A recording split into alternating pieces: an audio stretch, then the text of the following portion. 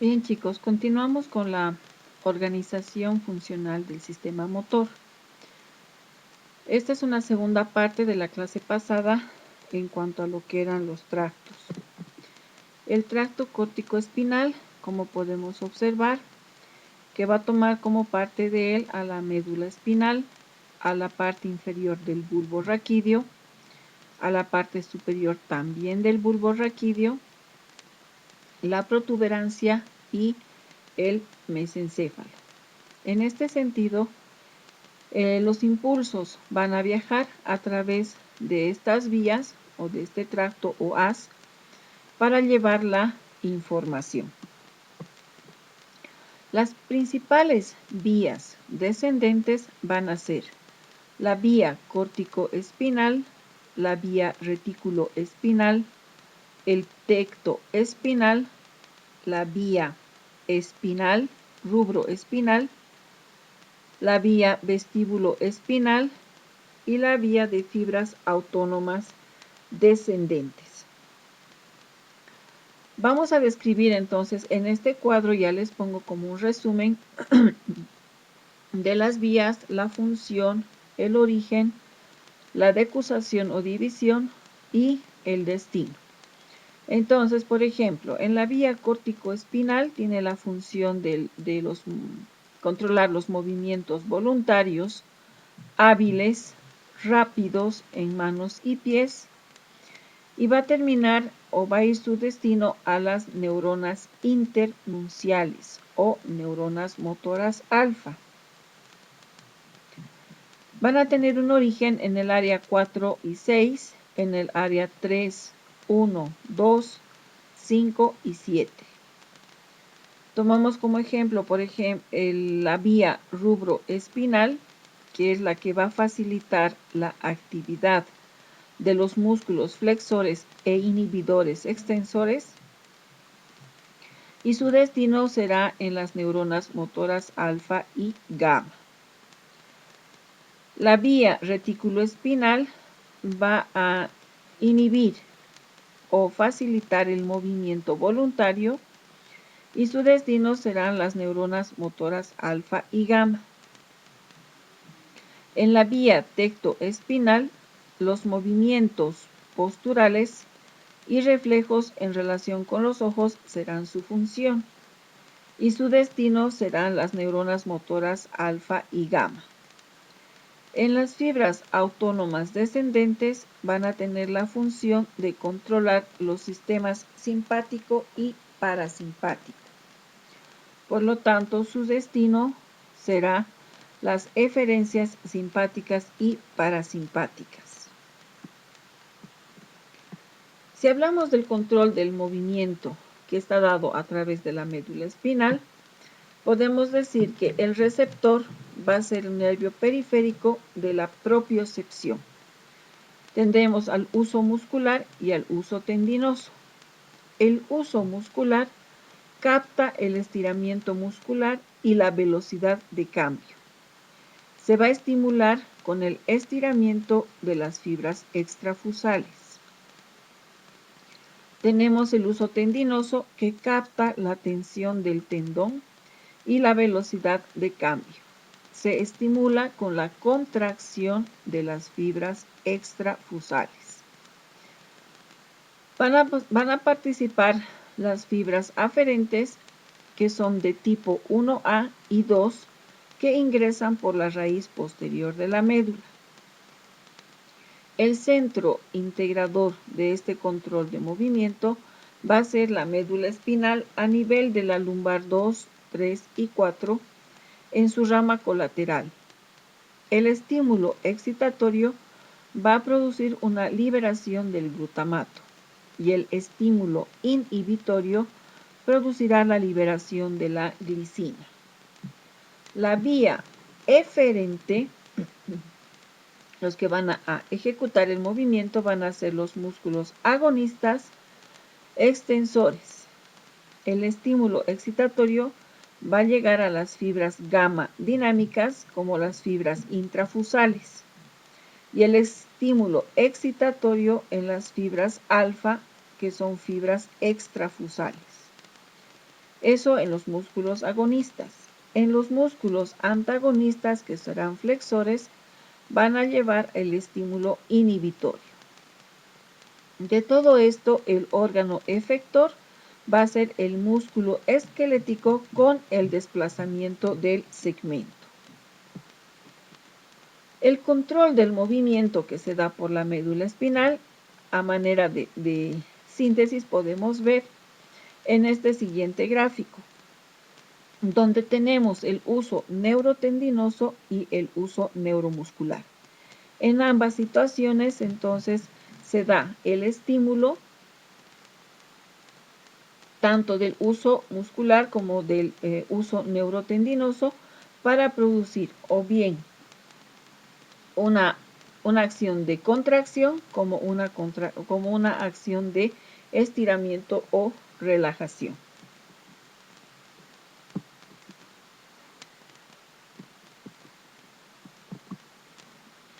Hablamos del reflejo miotático directo.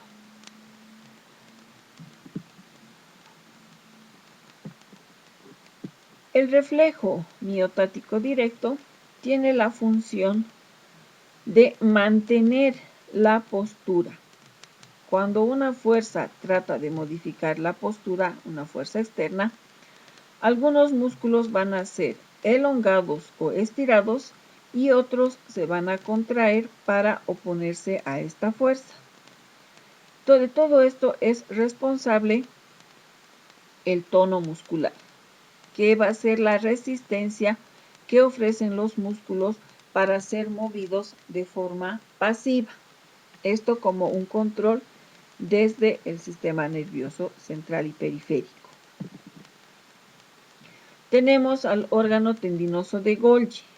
Estos son receptores de este estiramiento en los tendones. Se estimulan por la contracción del músculo. Esto hace que tiren el tendón correspondiente. Por lo tanto, no se activan por una contracción pasiva del músculo. Este circuito va a formar una retroalimentación negativa, por lo que la contracción de un músculo inhibe su propia contracción y tiende a mantener la fuerza producida de forma constante. El control de la función motora por el tronco encefálico va a estar dado por los reflejos viscerales y por el movimiento automático. Van a generar los reflejos viscerales como el reflejo fotomotor, el control respiratorio, el control cardiovascular y el control de la función gastrointestinal. Tenemos el control del equilibrio como la postura y movimientos antigravitatorios. Vamos a ver a las fibras vestíbuloespinales, a las fibras retículoespinales. Ambas harán sinapsis en múltiples interneuronas y van a influir de forma simultánea en muchas motoneuronas para coordinar con los músculos agonistas y antagonistas, o con grupos musculares homolaterales y contralaterales que van a estar involucrados en el control de la postura. El control de la función motora por la corteza cerebral va a estar dado por el movimiento voluntario básicamente.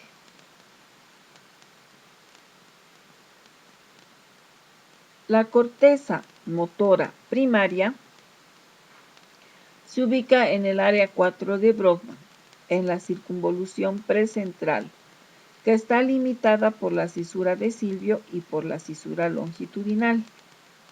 Tenemos los homúnculos del área somatográfica de los grupos musculares.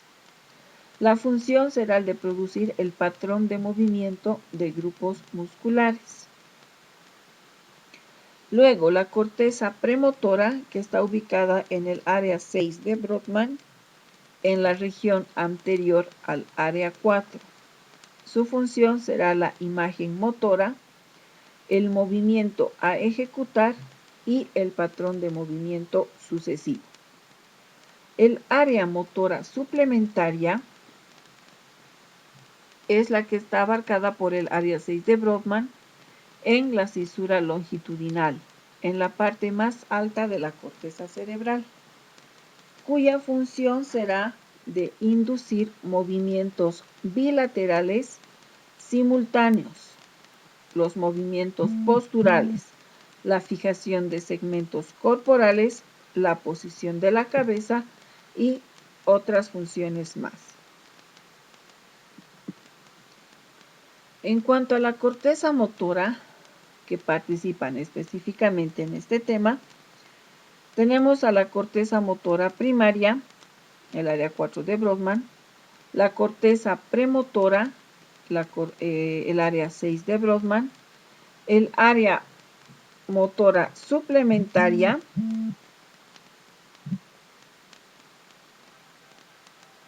y el área 5 y 7, que contribuyen con fibras del tracto córtico espinal. El área 8, que es de decisión y de ejecución, van a ir al área motora suplementaria de los movimientos simultáneos, así como en la corteza premotora, que es el área 6, con la imagen motora y el patrón de movimiento sucesivo. Entonces, ambos llegan al área motora primaria, que es el área 4, donde se da el patrón de movimiento de grupos musculares. El área 5 y 7 también llegan a esta área motora primaria. Por lo tanto, las señales en forma directa van a ser a través de la corteza premotora, la corteza motora primaria, y las señales en forma indirecta serán a través de la corteza premotora, en los ganglios basales, en el tálamo y en la corteza, en la primera neurona de la corteza. Ahora,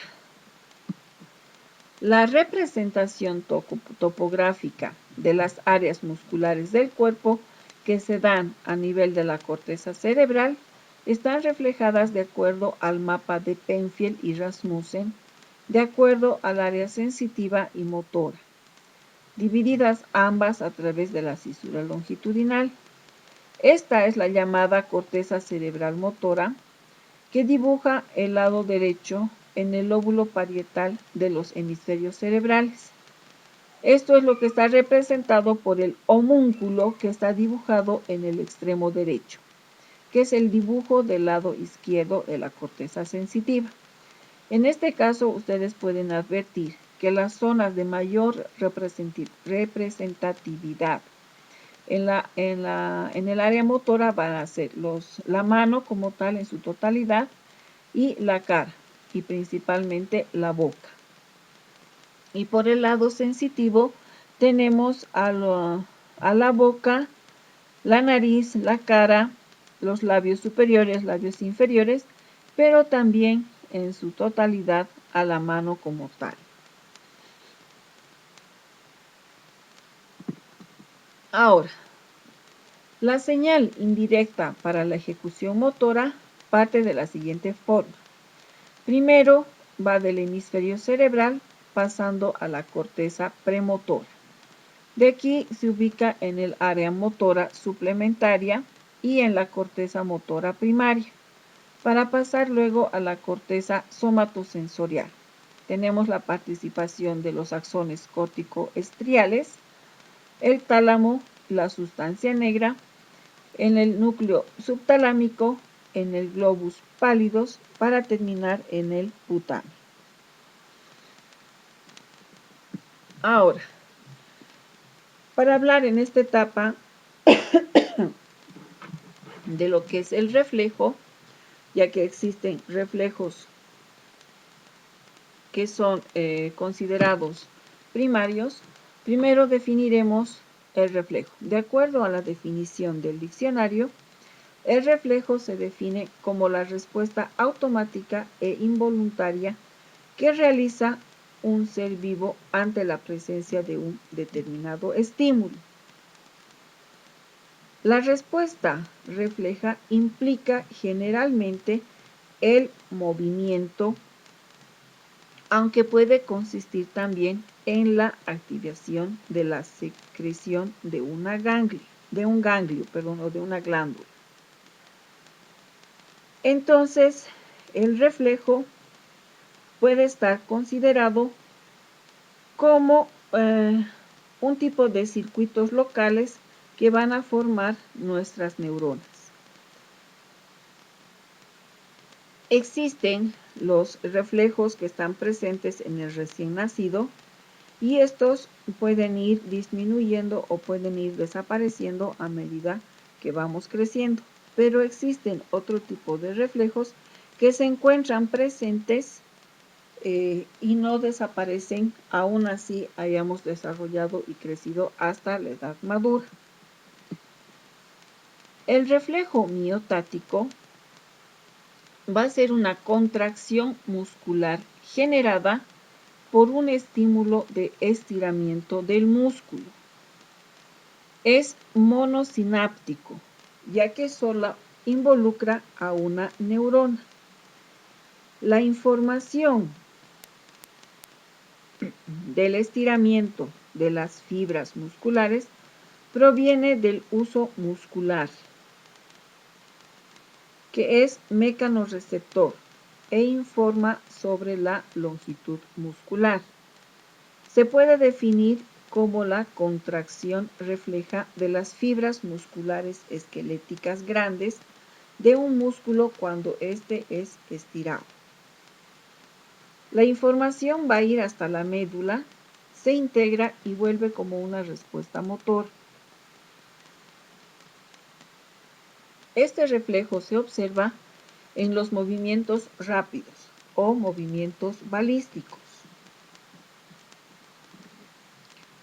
El circuito neuronal del reflejo miotático es el que nos dice que el reflejo miotático, o en el reflejo miotático, una fibra nerviosa de tipo 1A se origina en el huso y va hacia la raíz dorsal de la médula espinal.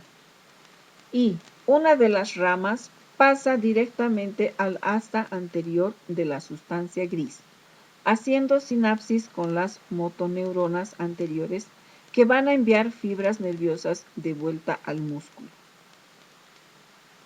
Esta vía monosináptica permite el menor retraso posible. Por lo tanto, algunas de las fibras de tipo 2 de las terminaciones secundarias del huso también terminan monosinápticamente en las motoneuronas del asta anterior, pero la mayor parte van a terminar en las interneuronas de la sustancia gris y transmiten señales más retardadas a las motoneuronas anteriores o se van a usar para otras funciones. Aquí tenemos entonces un esquema de esta respuesta en el reflejo miotático. Tenemos a la neurona aferente que va a hacer sinapsis a nivel de la sustancia gris. Tenemos la participación de la interneurona que también va a hacer sinapsis con la neurona eferente para dar la inervación en el órgano efector. Tenemos la participación de lo que es el receptor y el efector. Antes de hablar del reflejo de estiramiento dinámico y estático, vamos a hablar del reflejo de retirada y de extensión cruzada. Este reflejo de retirada y de extensión cruzada van parejos y van a ser dos que no van a desaparecer a pesar de que hayamos desarrollado y crecido hasta la edad madura. El reflejo de retirada activa al reflejo de extensión cruzada. Primero, el reflejo de retirada es el que se activa cuando el ser humano nota algún daño o roce en alguna extremidad. Es aquel que, por el cual nosotros apartamos el segmento o el miembro cuando notamos algo extraño que nos roza o daña antes incluso de que sepamos qué es lo que nos está provocando el malestar. Puede ser un insecto, una pelusa o similar a lo que podía producir algún daño, ¿no es cierto? No va a ser un reflejo básico. Van a participar varias neuronas y no solo dos, ¿no? Pero simplemente resulta un reflejo sencillo. En este reflejo van a participar un receptor cutáneo, las neuronas cuyos cuerpos se hallan en un ganglio espinal, las neuronas intermedias que residen en nuestra médula espinal, las neuronas que excitan los músculos de la extremidad y otras neuronas que van a inhibir la actividad de otros músculos de la extremidad para facilitar la acción de las neuronas excitadoras.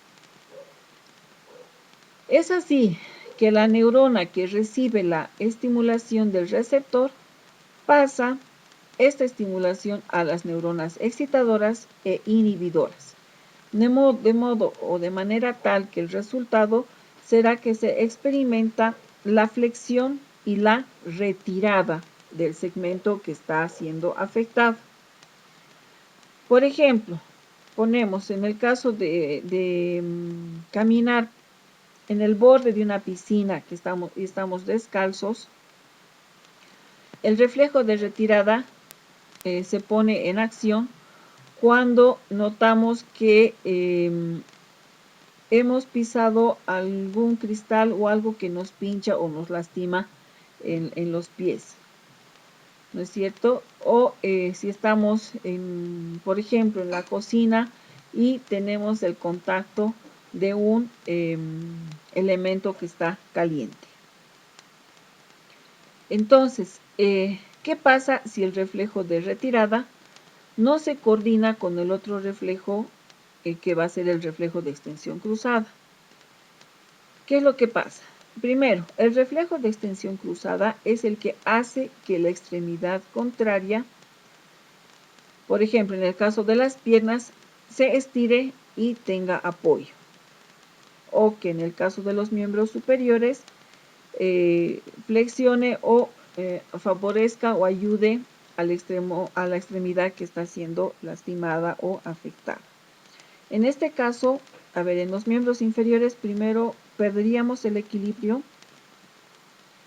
y al retirar la otra extremidad que está siendo afectada, y el resultado va a ser peor que quemarse o pincharse, ¿no es cierto?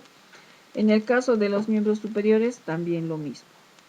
En ambos casos, las neuronas que se encargan de activar los músculos de la extremidad contralateral son igualmente activadas por las neuronas que residen en la médula espinal, que han recibido el impulso de la neurona activada por el receptor cutáneo.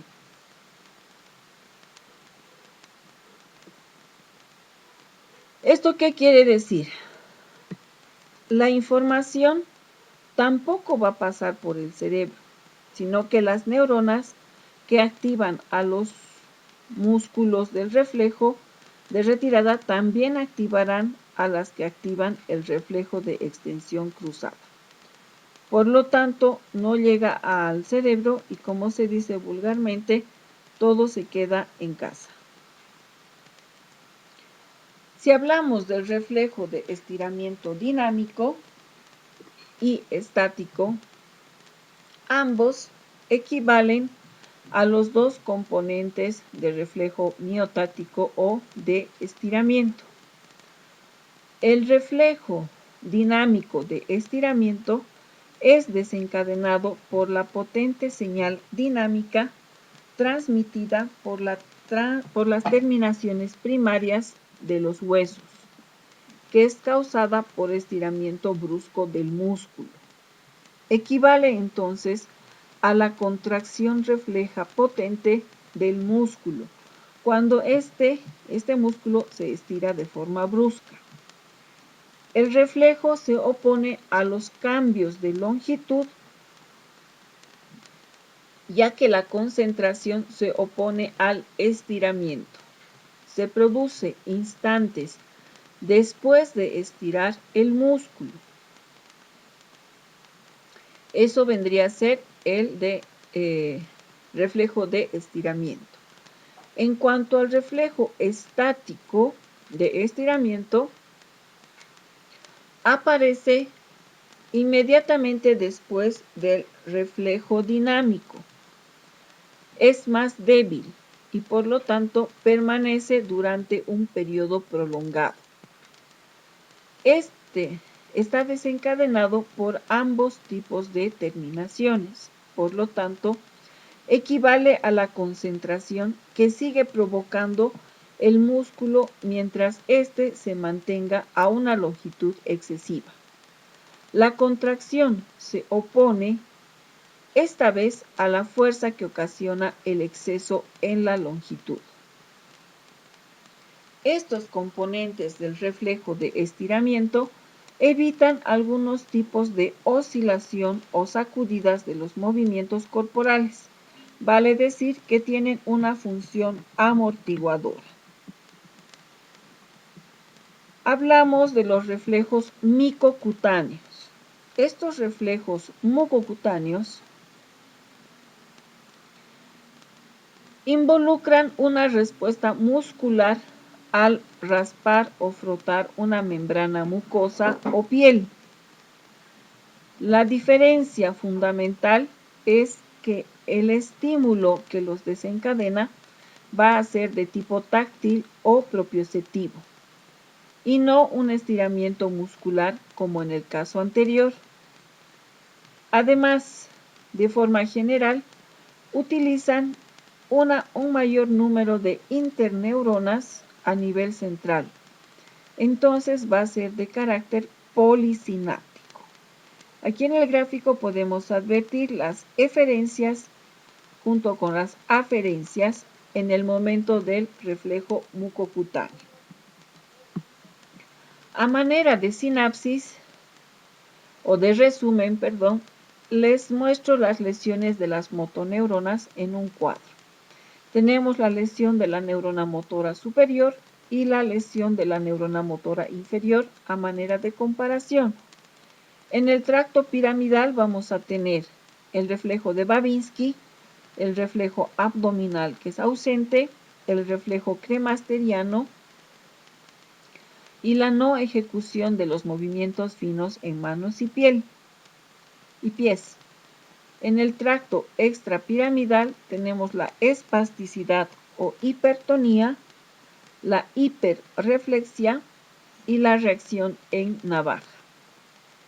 La lesión de la neurona motora inferior nos producirá la parálisis flácida, la atrofia, la hipotonía, la hiporreflexia o arreflexia y las fasciculaciones junto con la contractura de los músculos antagonistas.